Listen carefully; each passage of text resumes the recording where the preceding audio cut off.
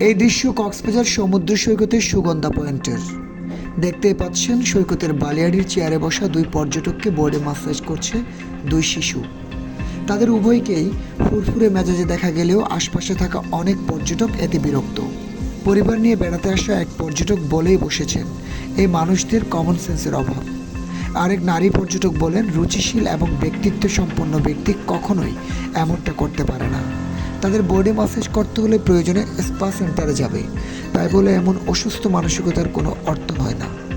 এই প্রসঙ্গে কক্সবাজার ট্যুরিস্ট পুলিশের পুলিশ সুপার বলেন, কক্সবাজারে বেড়াতে আসা পর্যটকদের সেবা ও নিরাপত্তা নিশ্চিত করতে পুলিশ অঙ্গীকারবদ্ধ।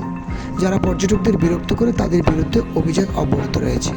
কিন্তু কিছু পর্যটক নিজেদের সচেতনতার অভাবে সমস্যায় পড়েন এবং সমস্যার সৃষ্টি করেন। উন্মুক্ত স্থানে শিশুদের দিয়ে এভাবে বোর্ডে মাসাজ কোনোভাবেই কাম্য নয়। এটি অন্যান্যদের জন্য বিরক্তিকর।